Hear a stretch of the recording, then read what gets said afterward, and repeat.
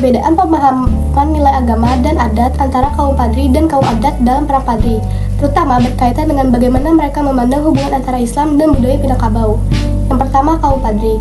Kaum Padri menganggap Islam harus menjadi satu-satunya pedoman hidup masyarakat. Kaum Padri juga menolak adat yang tidak sesuai dengan ajaran Islam, seperti judi, minuman keras, dan sabuk ayam. Kaum Padri juga selalu berusaha menerapkan ajaran Islam secara ketat dalam kehidupan sosial dan hukum.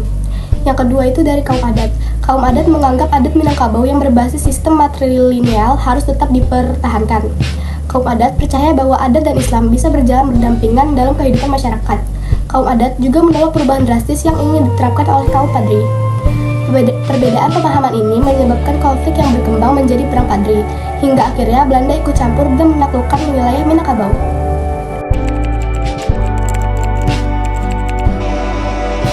Perang Padri pada mulanya disebabkan adanya perbedaan prinsip mengenai ajaran Islam dengan kaum adat. Pertentangan terjadi karena kaum Padri atau kelompok ulama ingin mengubah kebiasaan buruk yang ada di dalam kaum adat. Bermula dari kepulangan 3 orang haji pada tahun 1803, memperbaiki syariat Islam yang belum sempurna dijadikan oleh masyarakat Minangkabau. Dalam suku sejarah Indonesia modern 1200 sampai 1004, gerakan pembaruan Islam tersebut dikenal sebagai gerakan Padri karena mereka telah menunjukkan ibadah haji di Mekah. Diketahui kebiasaan kaum adat dalam kesehariannya waktu itu dekat dengan judi, simbah ayam, hukum matrikat untuk membagikan warisan.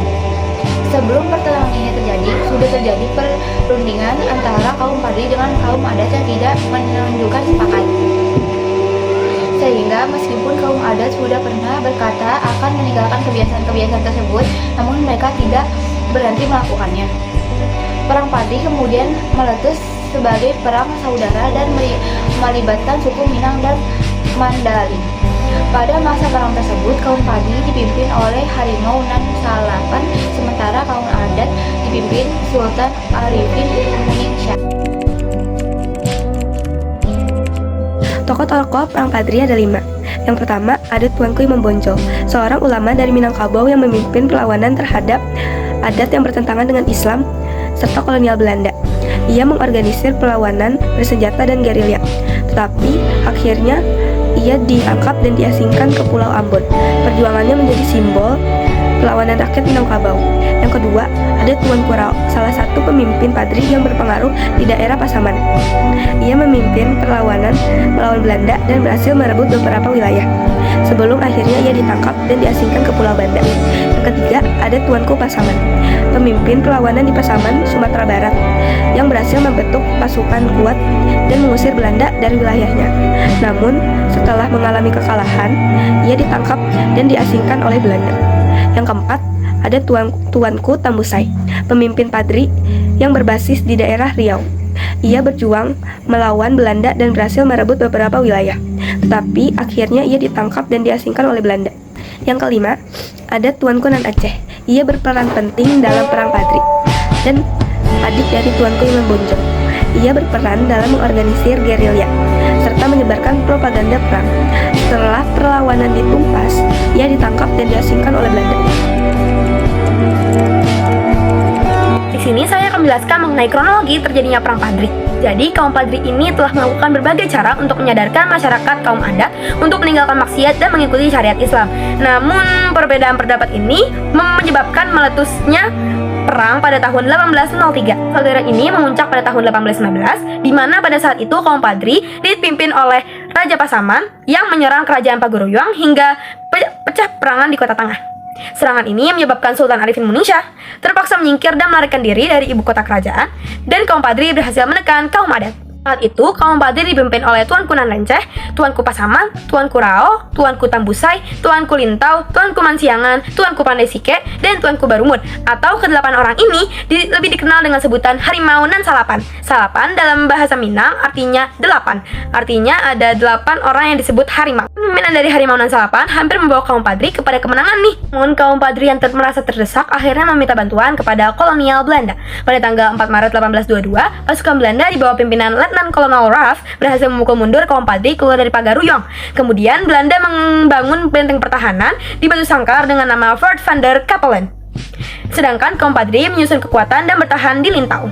Pada tanggal 10 Juni 1822, pergerakan pasukan Belanda dapat ditahan oleh kaum Padri. Namun pasukan Belanda dapat terus melaju ke Luhak Agam. Pada tanggal 14 Agustus 1822, dalam pertempuran di Baso yang membuat pemimpin pasukan Belanda yaitu Kapten Goffinat menderita luka berat kemudian meninggal dunia pada 5 September 1822.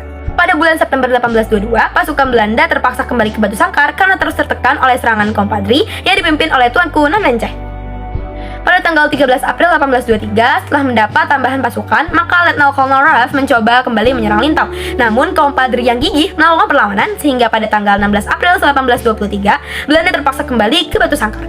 Pada tahun 1824, raja terakhir Minangkabau yaitu yang dipertuan Pagaruyung Sultan Arifin Munisha kembali ke Pagaruyung atas permintaan Letnan Kolonel Ruff. Namun pada tahun 1825, beliau wafat dan kemudian dimakamkan di Pagaruyung. Pada 15 November 1825 disepakati perjanjian masang, yaitu periode gencatan senjata yang disepakati oleh pasukan Belanda dengan kaum Padri yang dipimpin oleh Tuanku Imam Bonjol. Saat itu, memang posisi pemerintah Hindia Belanda tengah kewalahan karena menghadapi berbagai perang baik di daerah Eropa dan Jawa yang menguras dana pemerintahan selama periode kekuatan dan merangkul kembali kaum adat. Sehingga akhirnya suatu kesepakatan yang dikenal dengan nama Plakat Puncak Pato di Bukit Marapatam, Kabupaten Tanah Datar. Kesepakatan ini berbunyi adat Basandi Syarak Basandi Kitabullah, yang artinya adat Minangkabau berlandaskan kepada agama Islam dan agama Islam berlandaskan pada Al-Quran dan menjadi puncak revolusi Islam dalam adat Minangkabau. Perang saudara yang telah berlangsung dari 1803 hingga 1821 yang telah merugikan kedua belah pihak akhirnya berakhir. Berakhirnya perang di Ponegoro pun mengembalikan kekuatan Belanda dan kembali mencoba untuk menundukkan kaum Padri.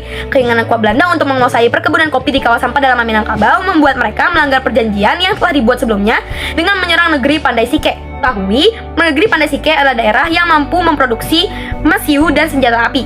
Belanda juga membangun benteng Fort de Kock di Bukit Tinggi untuk memperkuat kedudukannya. Pada tanggal 11 Januari 1833, kaum Padri dan kaum adat yang telah bersatu melakukan penyerangan pada beberapa kubu pertahanan dari Gamisuan Belanda. Belanda yang menyadari keadaan telah berubah kemudian mengeluarkan plakat panjang berisi pernyataan bahwa kedatangan Belanda ke Minangkabau tidak bermaksud untuk menguasai negeri tersebut, melainkan untuk berdagang dan menjaga keamanan. Namun perlahan-lahan Belanda menyusup dan melakukan penyerangan hingga pada tahun 1837. Benteng pertahanan Tuanku Imam Bonjol dapat dikuasai Belanda, bahkan Tuanku Imam Bonjol berhasil ditipu dan ditangkap. Perangan terus berlanjut sampai akhirnya benteng terakhir kaum Padri di Dalu-Dalu atau Rokan Hulu yang dipimpin oleh Tuanku Tambusa jatuh ke tangan Belanda pada 28 Desember 1838. Perang Padri pun dianggap selesai dengan kemenangan jatuh ke pihak kolonial Belanda. Sementara Tuanku Tambusai bersama sisa-sisa pengikutnya terpaksa pindah ke negeri Sambilan di Samananjung, Malaya.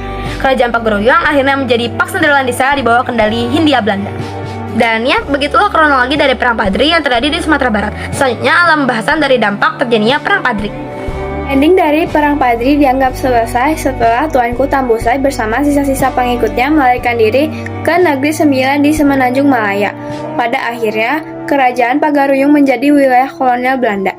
Dampak perang dari Perang Padri yaitu jatuhnya korban dari orang Minangkabau dan Batak Mandailing, jatuhnya kerajaan Pagaruyung ke tangan Belanda, Tuanku Imam Bonjol diasingkan ke Cianjur, Jawa Barat, lahirnya Persatuan Pemimpin Tradisional dan Agama.